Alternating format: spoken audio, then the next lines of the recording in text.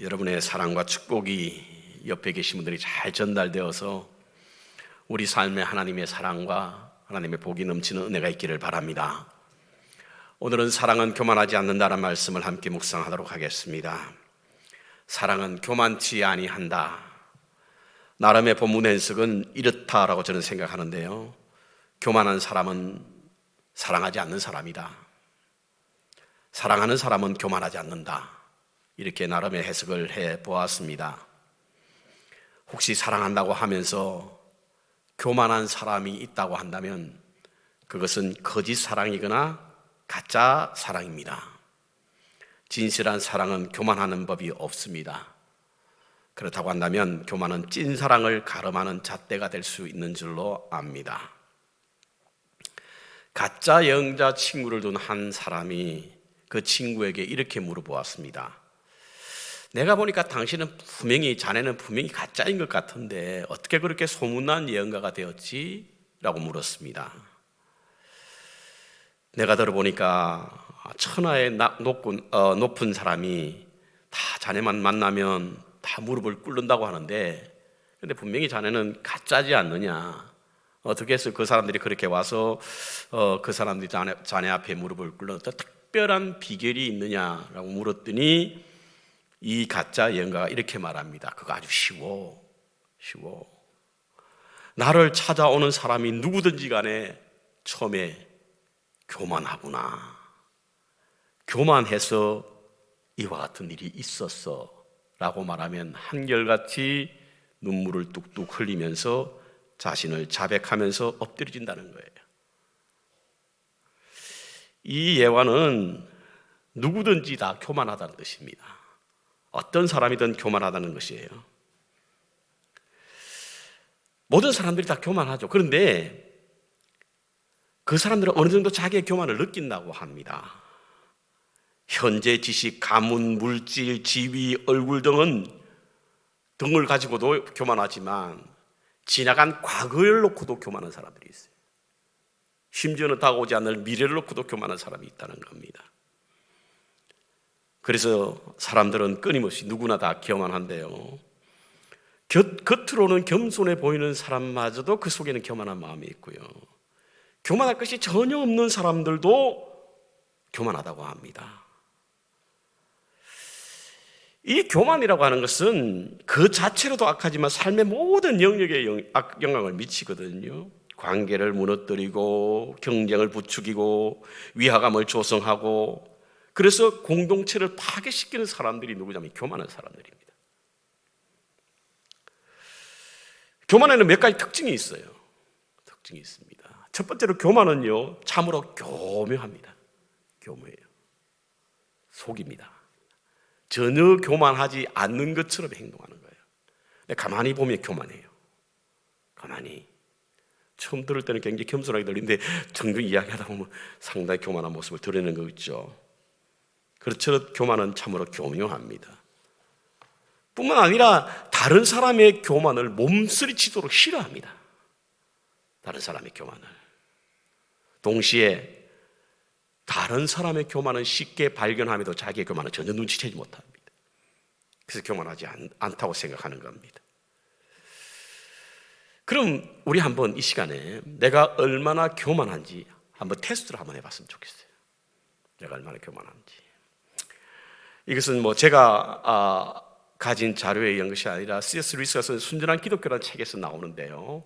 한번 우리 한번 보십시다. 사람들이 나를 무시하거나 알아주지 않거나 쓸데없이 내 일에 참견하거나 은인 행세를 할 때 내 마음이 불편하다. 손 한번 들어보시기 바랍니다. 아무도 안 될 줄 알았습니다. 아무도 안 될 줄 알았어요. 다시 한번 해볼게요. 사람들이 나를 무시하거나 알아주지 않거나 쓸데없이 내 일에 참견하거나 은인 행세를 할 때 내 마음이 불편하다. 예, 저도 손 들었습니다. 들으시는 분 계시네요. 제가 오늘 이 설교를 준비하면서 나도 상당히 교만한 사람이었구나. 저도 싫거든요. 저도 싫어요, 여러분. 무시를 당할 때, 알아주지 않을 때, 참견할 때, 은인 행세를 할 때 마음이 불편합니다. 이 불편한 것이 저 상대방의 문제가 있는 것이 아니라 내 안에 교만한 마음 때문이라는 거예요. 그래서 우리 모두에게는 다 교만한 마음이 있습니다.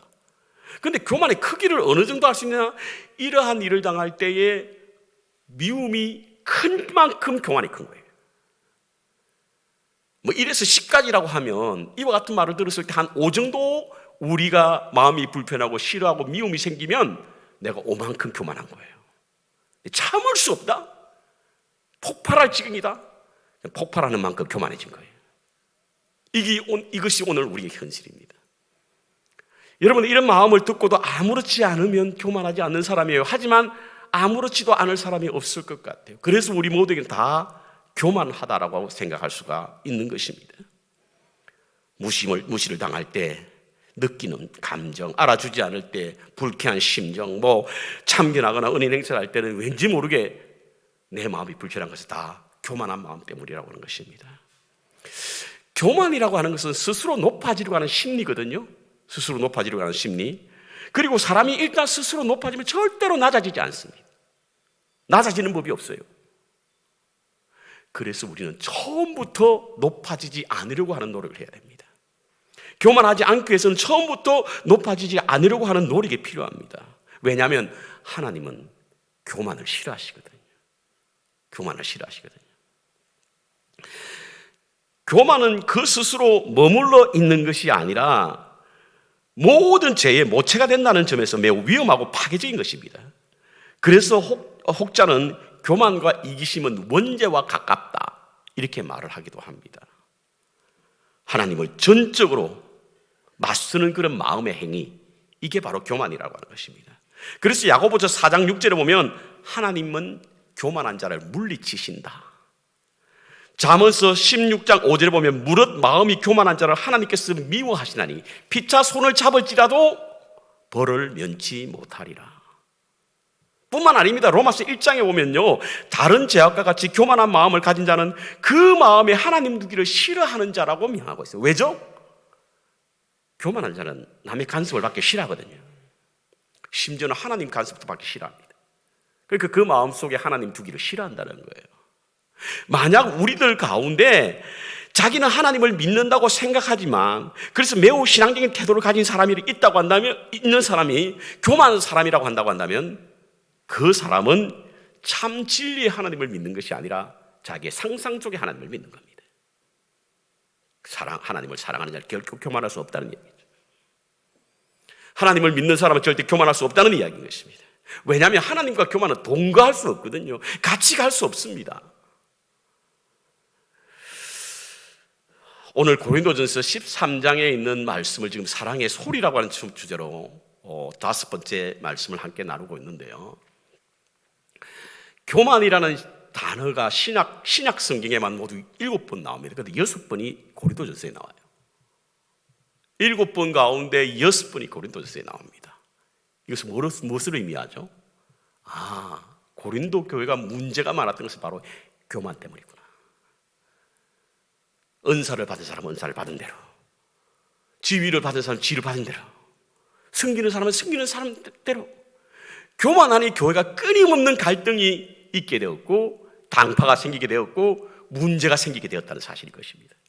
그래서 사도 바울 선생은 이 교만은 하나님을 섬긴다고 하지만 하나님이 없는 가짜 하나님을 섬기는 자와 같다라고 하는 말씀으로 교만과 하나님과 동거할 수 없다라고 하는 사실을 알게 하는 겁니다. 그렇다면 왜 사랑은 교만하지 않는가? 바꾸어 말씀드리면 사랑과 교만이 함께 할 수 없는 이유가 무엇인가? 동행할 수 없는 이유가 무엇인가? 동거할 수 없는 이유가 무엇인가? 바로 교만과 사랑에는 차이가 있습니다. 차이가. 어떤 차이냐? 첫 번째로는 바로 유형의 차이가 있습니다. 유형의 차이. 성향의 차이가 있습니다. 보세요. 사랑과 교만은 서로 다른 유형, 다른 성질을 가지고 있는데요. 사랑은 허물을 덮어주는 성향이 있죠. 교만은 허물을 덜주는 성향이 있습니다. 사랑은 허물을 감추는 유형이지만 교만은 사랑을 덜주는 유형의 사람들입니다. 사람들을 보면 남의 치부, 잘못, 그리고 흠을 덮어주는 사람이 있는가 하면 드러내는 사람이 있죠. 덮어주는 사람은 사랑이 있는 사람이고 덜추는 사람은 교만한 성향을 가진 사람이라고 합니다. 이 성향의 차이가 있어요. 그래서 함께 동거할 수 없는 겁니다. 함께 할 수 없는 것이죠. 여러분, 교만한 사람 가만히 보십시오. 남의 흠을 얼마나 많이 덜춥니까? 질서를 세우기 위한 것이다, 정의와 공의를 위한 것이다라고 말하지만 실제로 허물을 지적하고 정죄하고 판단하고 참수하는 이 모든 것은 바로 다른 사람의 허물을 드러냄으로 말미암아 자신이 상대적으로 더 뛰어나다라고 하는, 더 우월하다라고 하는 그런 모습을 보이려고 덜추는 것이, 이게 뭐죠? 교만이라는 이야기예요. 성경에 나오는 바리새인들이 바로 그들이 아닙니까, 여러분? 저는 바리새인들 보면 기도할 때도 교만했어요. 기도할 때도, 하나님 앞에 기도할 때도 교만했습니다.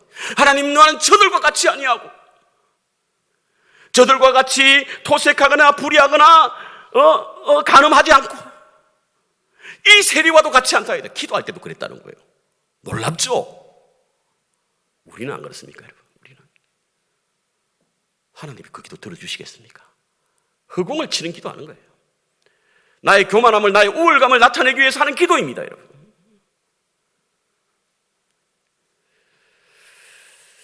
고린도 교회의 분쟁이 교만한 사람들로 말미암은 것이라고 하는 사실을 고린도전서 4장에 나와 있는데요, 고린도전서 4장에 보면 사도 바울 선생이 남을 판단하지 마라, 나도 판단하지 않겠다, 오직 판단할 일은 하나님이시다 라고 하는 말씀을 강조하고 있거든요. 그것은 이유가 있습니다, 여러분. 고린도 교회를 사도 바울 선생이 개척했잖아요. 세웠지 않습니까?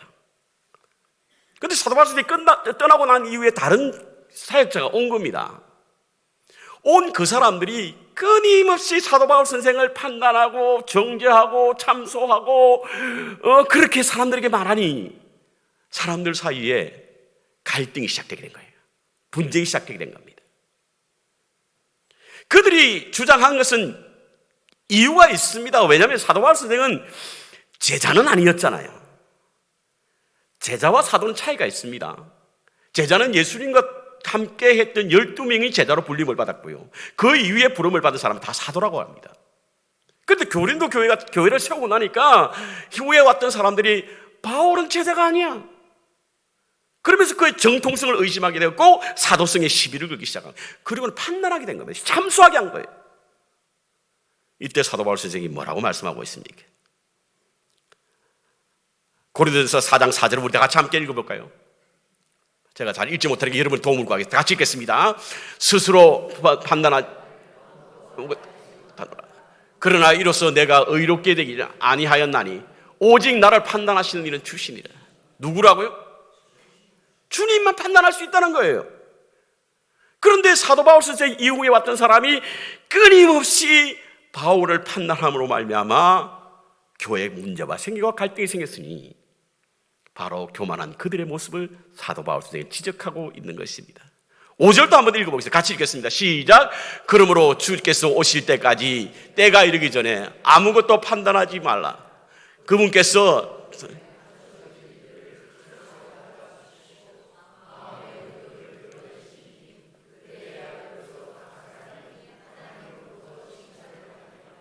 하나님은 우리에게 누구도 판단할 수 있는 권한을 주지 않았습니다. 아무도 주지 않았어요. 그래서 누가 자꾸 판단을 하냐면 교만한 자가 했다는 거예요. 이게 교회 갈등의 빌미가 되었다는 겁니다. 그렇습니다, 여러분. 왜 하나님의 자리에 서 있으려고 그러죠? 분명히 우리의 자리가 있습니다. 우리의 자리는 어디죠? 심판받을 자리예요. 그러니까 자꾸 하나님의 자리를 넘보는 겁니다. 그래서 판단하는 거예요. 이것이 바로 교만으로 말미암아 이루어지게 되었다는 사실이에요. 그렇습니다, 여러분. 그런데 사랑은 어떻습니까? 사랑은 이렇게 교만한 남의 허물을 들추어내는데 사랑은 어떻습니까? 잠언서 17장 9절에 보니까요, 허물을 덮어주는 자는 사랑을 구하는 자요, 그것을 거듭 말하는 자는 친한 벗을 이간하는 자니라. 베드로전서 4장 8절에 보면 무엇보다도 열심으로 서로 사랑할지니 사랑은 허다한 허물을 덮느니라. 그렇습니다, 여러분. 교만과 사랑은 성향이 다릅니다. 그래서 함께 갈 수 없어요. 사랑하는 자는 교만하지 않고요, 교만한 자는 사랑하지 않는 겁니다. 성향이 다르니까요. 그 차이가 있는 것이죠. 여러분, 성 프란시스의 이야기를 잘 알 겁니다. 성 프란시스가 섬기는 수도원에서 어떤 해프닝이 벌어졌습니다. 그것은 바로 금식으로 말미암은 것입니다. 프란시스가 금식을 선포했는데요, 많은 사람들이 그 선포된 프란시스의 선포를 따라서 금식을 하기 시작했습니다. 그런데 도무지 배가 고파서 견디지 못한 한 사람이 있었습니다. 이 사람이 몰래 부엌에 들어가서 그 음식을 먹은 겁니다. 수도원의 부엌을 담당하던, 주방을 담당하던 사람이 그것을 알아차린 거예요. 그래서 프란시스에게 와서 이럽니다. 누가 이 음식을 먹었다는 거예요. 큰 일을 했다는 거예요. 당장 찾아내서 쫓아내야 된다. 우리 수도원의 질서를 어지럽히는 일이 이들 그냥 둬서는 안 된다고 끊임없이 프란시스에게 말하고 사람들을 동조를 일으킬 거예요. 여기저기서 웅성거리기 시작했죠. 누가 먹었을까? 어떤 놈이 먹었을까? 그때 프란시스가 모든 사람들을 부릅니다. 자, 밥 먹자. 밥 먹자. 허물을 덜추는 것이 능사가 아닙니다, 여러분. 허물을 덜추는 것은 교만한 자의 태도입니다. 사랑은 허물을 덮는 것이죠. 겸손과 교만의 차이는 고백과 고발의 차이다라고 하는 말이 있습니다. 고백의 언어는요, 스스로 성찰하는 거죠. 근데 고발의 언어는요, 다른 사람의 흠집을 발견하는 일입니다. 어떤 사람과 대화를 해보면 어떤 사람은 굉장히 따뜻한 분이 계세요. 자기의 허물도 덮어주고 위로해주고 격려해주고 다시 일어설 힘을 얻게 하는 분이 있는가 하면, 어떤 사람은 냉기를 느끼게 하는 사람이 있어요. 말은 생각의 집에서 나온다고 하는데 도대체 그 생각에 어떤 것이 있길래 따뜻한 온기를 느끼게 하는 사람이 있는가 하면 냉기를 느끼게 하는 사람이 있을까? 그것은 사랑과 교만의 차이입니다. 사랑과 교만의 차이. 이 차이를 극복할 수 있는 은혜가 있기를 바랍니다. 우리 마음속에 우리의 중심에 자리하고 있는 교만을 내려놓고 사랑으로 우리 이웃의 허물을 덮어주고 교회의 허물을 덮어줄 때에 우리 공동체는 비로소 사랑의 공동체가 될 수 있는 줄로 믿습니다. 교만이 자리 잡지 않도록 사랑으로 허물을 덮을 수 있는 은혜가 있고, 두 번째 차이는 바로 관계의 차이입니다. 관계 차이. 사랑은 동반자적인 관계이지만 교만은 경쟁적인 관계입니다. 그래서 사랑하는 사람은 함께 가지만 교만한 사람과는 동행할 수가 없는 겁니다. 교만에는 두 가지 측면이 있죠. 하나는요, 내가 남보다 탁월하다라고 하는 생각, 우월감이고, 다른 하나는 그 우월감을 증명하고 과시하기 위하여 행하는 구체적인 행동이 바로 교만입니다. 이런 교만이 그 배후에 경쟁이 깔려있기 때문인데요. 그래서 교만은 본질적으로 경쟁적이라고 하지 않습니까? 교만의 저면에서는 남과 비교해서 내가 더 훌륭하다고 하는 확신, 그것을 증명하고 싶어하는 내 마음에 있는 욕망, 이것들이 깔려있기 때문에 그렇습니다. 우리 뉴욕에서 계셨죠. 유니온 신학교에서 가르쳤던 라인홀드 니브 교수, 사약자입니다. 이분이 사람에게 있는 교만 4가지로 나누었습니다. 4가지. 사람에게 이와 같은 교만이다. 첫 번째 교만은 어떤 것이냐면 바로 권력적 교만이다. 권력적 교만. 완장 효과. 평범할 때는 몰랐는데 뭔가 완장을 채워주게 되면 교만해지는 사람이 있죠.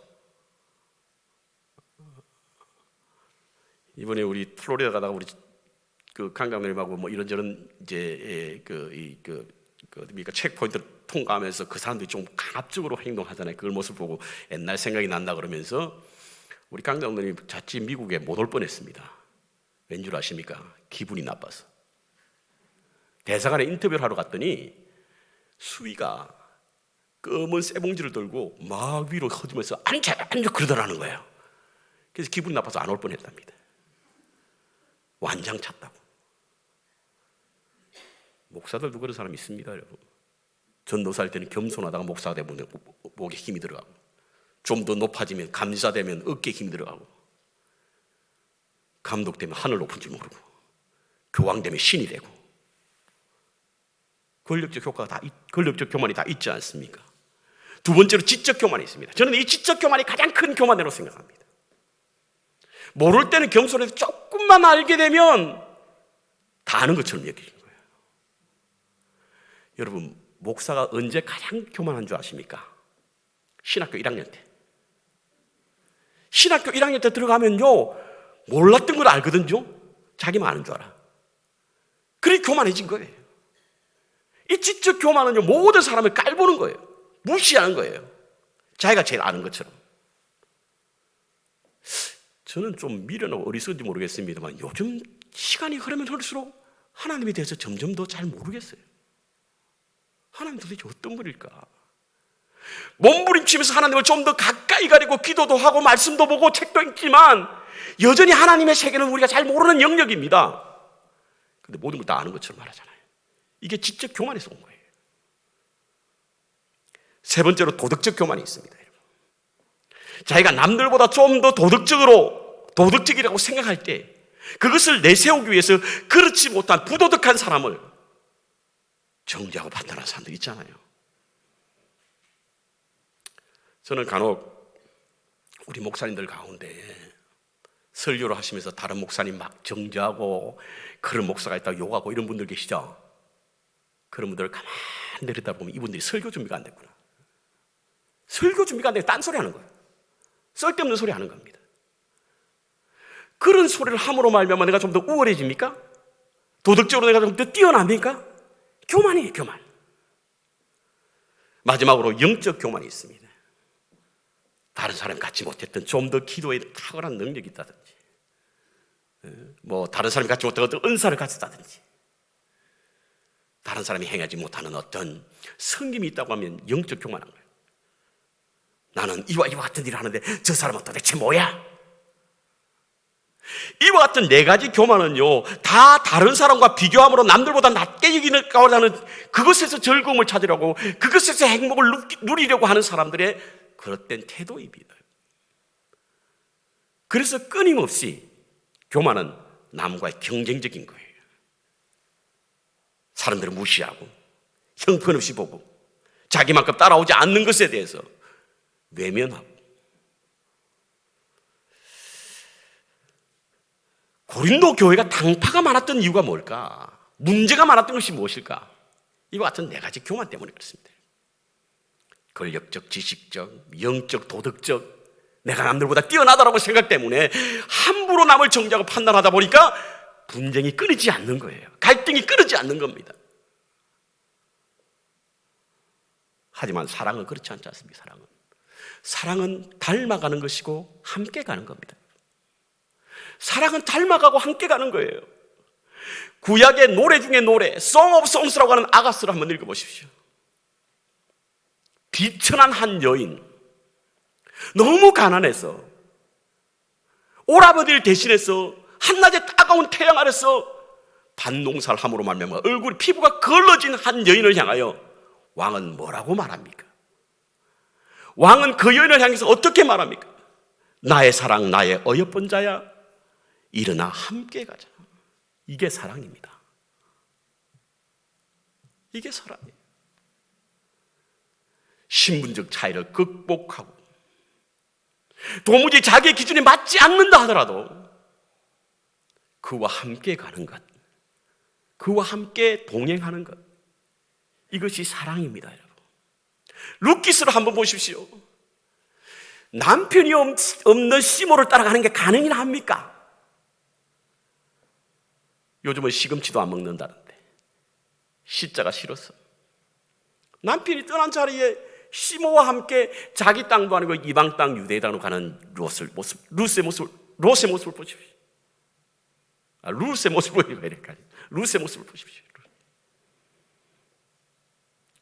오르바라고 하는 그 동서는 이미 떠났어요. 그렇지만 룻은 끝까지 시모를 따라가지 않습니다. 왜죠? 사랑입니다. 사랑. 헤세드예요. 그것이 사랑입니다, 여러분. 그래서 사랑은 함께 가는 거예요. 교만은 경쟁적 관계이기 때문에 분리되고 나누어지고 서로 떠나지만 사랑은 동반자적인 관계 때문에 함께 가는 겁니다. 누구든 동반자적인 관계를 가지고 있다 한다면 사랑하는 자입니다. 하지만 경쟁적인 관계에 있다고 한다면 그것은 교만한 사람입니다. 그래서 사랑하는 사람은 교만하지 않는 겁니다. 세 번째로 속성의 차이입니다. 교만한 자는 자신을 높이려고 하는 속성이 있고요, 사랑하는 자는 다른 사람을 높이려고 하는 속성이 있습니다. 교만은 자기를 위한 것이고 사랑은 타인을 위한 것이기 때문에 그렇습니다. 교만한 사람이 남을 칭찬하는 거 봤습니까? 교만한 사람은 남을 칭찬하지 않아요. 왜? 남을 칭찬함으로 말미암아 자기가 낮아질까 봐서. 속성 때문에 그렇습니다. 속성 때문에. 여러분, 자존심이 있죠, 누구든지 간에. 근데 이 자존심이 우리의 교만을 부채질할 때가 참 많이 있습니다. 왜 우리가 자존심 상하죠? 교만한 마음 때문에 생긴 거거든요. 자존심 상해서 말이죠. 왜죠? 교만한 마음 때문에 그런 겁니다. 그래서 자존심은 교만의 또 다른 이름이다, 이런 말이 있습니다. 간혹은 자존심과 자존감에 대해서 좀 헷갈릴 때가 많은데요. 자존심과 자존감의 차이는 무엇이냐면 바로, 자존감은 누가 어떤 말을 해도 실망하지 않는 것이 자존감이에요. 왜? 우리는 하나님의 형상을 가진 존재라고 하는 사실을 알기 때문에. 하나님의 자녀라고 하는 존재감이 있기 때문에 누가 뭐라고 그래도 실망하지 않고 낙심하지 않는 겁니다. 그리고 과대 포장하거나 과소평가하지도 않습니다. 이게 자존감이에요.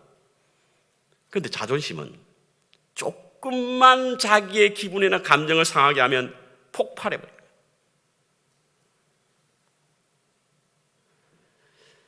다른 사람의 자기를 좀 더 낮추어 보거나 잘 좀 무시하게 될 때 폭발하는 이유가 바로 자존심인데, 이 자존심이 바로 교만의 또 다른 이름이라고 하는 겁니다.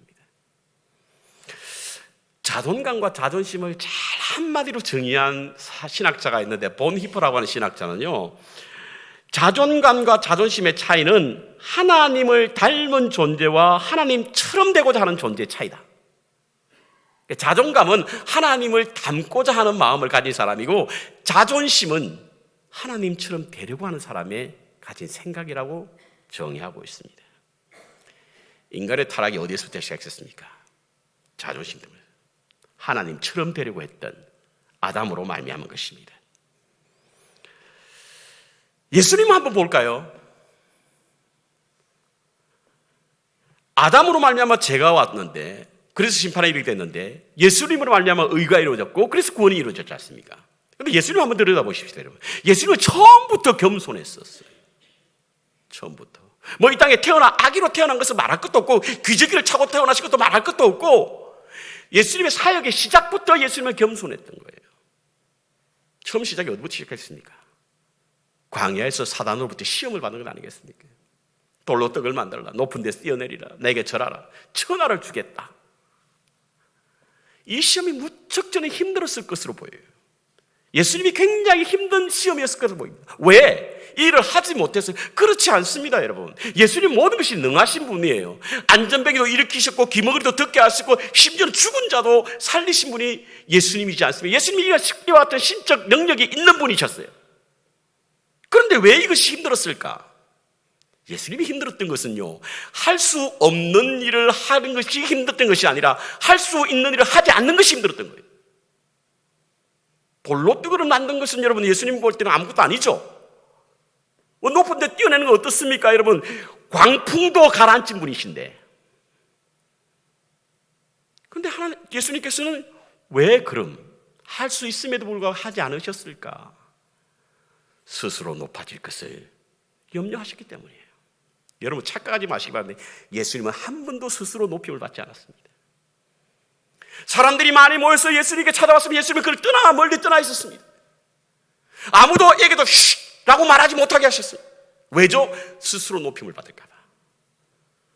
스스로 높지 않으니 하나님이 그를 높이셨습니다. 그래서 많은 사람들이 입에서 예수님을 주로 고백할 수 있게 되었던 것입니다. 이것을 가장 잘 정립했던 것이 바로 사도 바울 선생이 빌립보서 2장에 나와 있는 너희 가운데 이 마음을 품으라고 하는 말씀이에요. 근본 하나님의 본체시나 하나님과 동등됨을 취할 것으로 이기지 아니하시고 종의 형체를 가지고 이 땅에 태어나시고 십자가를 지심으로 하나님 말씀에 순종해졌던 것, 이것을 사도 바울 선생은 예수님을 잘 묘사해서 우리도 그와 같아야 된다, 우리도 그와 같은 마음을 가져야 한다라고 가르치고 있습니다. 예수님이 이 땅에 오지 않았으면 우리가 올라갈 수 없잖아요. 주님 만날 수 없습니다. 예수님이 이 땅에 오신 것은 우리가 올라갈 수 없기 때문에 오신 거거든요. 이전에 교회 사역할 때 처음으로 집사를 받았던 한 부부가 있었습니다. 남편은 키가 한 185 정도 되는데 여자분은 160도 안 돼요. 멀리서 봐도 저 부부구나 라고 하는 눈치를 챌 겁니다.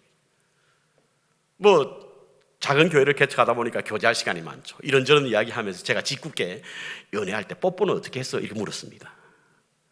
그러니까 그 분이 하는 말이에요. 제가 항상 의자 들고 다녔습니다 이러더라고요. 그런데 나중에 그 남편이 하는 이야기, 목사님 그거 쉽습니다. 키가 큰 자가 숙이면 됩니다. 그러면 입이 맞춰지는 거예요. 사랑하는 관계는 높은 자가 낮아지는 겁니다. 예수님이 우리를 사랑하셨기 때문에 보좌를 부리시고 낮아지셨지 않습니까? 철저히 우리는 우리 스스로 성찰하지 않으면 여러분, 우리는 교만해질 수밖에 없는 존재입니다. 그래서 낮춰야 하는 거예요. 낮아져야 하는 겁니다. 사도 바울 선생도 끊임없이 자기가 높아지고자 하는 그런 어떤 꿈틀거림 때문에, 그 마음의 꿈틀거림 때문에 그는 고민하고 기도하고 성찰했던 것으로 보여요. 누구에게나 교만한 마음이 있지 않습니까? 누군가 잘한다 그러면 교만한 마음이 싹 트잖아요. 사도 바울 선생의 기적이 참 놀랐거든요. 머리 두 번을 덮어써도 낫게 되는 역사가 일어났습니다. 가는 곳곳마다 하나님의 역사를 보게 되니까 사람들이 그를 신으로 섬기려고 했지 않습니까? 이때 사도 바울 선생이 했던 말이 뭐죠? 나는 너희와 똑같은 성정을 한 자라. 그런 어려움이 올 때마다, 힘든 일이 있을 때마다 하나님께서 나를 자고하지 않게 하려고. 얼마나 큰 은혜입니까, 여러분? 우리는 조금만 어려움 나가도 왜 고민하고 왜 내게 어려움이 있을까 이렇게 고민할 때 사도 바울 선생은 이게 하나님이 나를 교만케 하지 않으려고 했던 것이고, 이러니까 그 고난이 은혜가 되는 거예요. 그 고난이 자신에게 어떤 확신이 되고 계획이 되고 섭리가 되는 겁니다. 왜? 사람에게는 누구나 교만하고 싶은 마음이 꿈틀거리기 때문이죠. 저와 여러분에게도 그런 꿈틀거림이 있지 않습니까? 그때 여러분 어떻게 하십니까? 하나님 사랑하는 마음으로 내 안에 꿈틀거리는 이 교만한 마음을 끊임없이 없애기 위해서 우리에게 일어났던 일들이 하나님께서 나를 자고하지 않게 하려고 하시는 것이다라고 하는 믿음의 고백입니다. 지난주에도 이 단테 신국에 관한 말씀을 제가 드렸는데요. 이런 오해하지 마시기 바랍니다. 단테 신국은 이 캐톨릭 전통에서 쓴 책입니다. 그런데 이것이 우리에게 교훈이 되는 것은, 이것은 일종의 판타지 소설입니다. 성경은 아니고요. 그런데 이것이 이제 우리에게 교훈이 되어서 우리 신학생들이 꼭 읽어야 될 필독서라고 하는 이유는 바로 여기 이 땅에 살아가는 우리의 인생이 마치 연옥과 같기 때문에 하나님 나라를 향하여 가는 우리에게 있어서 피해야 할 것이 뭐고 없애야 할 것이 어떤 것인가 알게 하는 것이 바로 이 전 연옥편이라고 봅니다. 그런데 연옥편을 읽어보면 저렇게 일을 하면서 돌을 목에 메고 지나가는 사람이 나오는데 저 사람이 누구냐면 바로 교만한 사람이라는 거예요. 교만한 사람. 이들은 무거운 짐을 지면서 날마다 이렇게 고백한다고 합니다. 나는 내 거만한 목덜미를 누르는 바위로 인해서 종일 머리를 숙이고 있어야 하네. 이 땅에 교만한 사람이 겪게 되는 그런 일들을 이렇게 소설로 표현하고 있습니다. 교만은요, 세상에서 누구도 죄로 여기지 않습니다.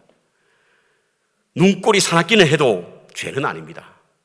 그러므로 이 세상에서 그를 결코 정죄하는 사람이 없습니다. 하지만 신앙의 세계에서는 가장 큰 죄로 여기는 것이 바로 교만입니다.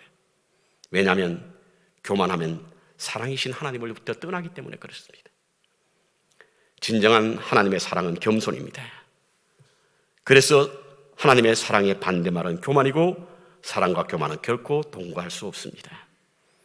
우리의 마음속에 교만이 들어오는 순간 사랑은 떠나고요, 사랑이 생기면 교만은 자리할 수 없습니다. 사랑은 교만하지 않게 하는 신비한 능력이 있기 때문에 그렇습니다. 그렇다고 한다면 교만을 잠재울 수 있는 것은 사랑뿐입니다. 사랑하면 허물을 드러내고자 하는 교만을 잠재우고 허물을 덮어버립니다. 사랑하면 경쟁하려고 하는 교만을 잠재우고 동행할 수 있습니다. 사랑하면 자신을 높이려고 하는 교만을 잠재우고 상대를 높여줍니다. 그래서 교만을 물리칠 수 있는 것입니다. 어둠을 물리치기 위해서 이 땅에 빛으로 오신 우리 주님의 사랑이 우리 마음에 있다고 한다면 반드시 교만은 자리를 잡지 못할 것으로 여겨집니다. 사랑이 없기 때문에 교만한 것이죠. 우리의 삶의 사랑을 통한 겸손을 건설하시기 바랍니다. 그러면 사랑의 탑이 세워질 것입니다. 그리고 하나님의 사랑의 형상이 회복될 줄로 믿습니다. 교만이 자리 잡지 않도록 우리의 마음에 사랑의 씨앗을 심으시기 바랍니다. 그 씨앗이 자라 우리 마음속에 엄연히 존재하고 있는 교만의 뿌리가 뽑혀질 것이고, 그곳에 그 사랑의 씨앗이 열매 맺고 하나님의 영광을 드러내는 그리스도의 형상을 가지게 될 줄로 믿습니다. 그 은혜로 승리하시는 우리 모두가 되시기를 주님의 이름으로 축원하겠습니다.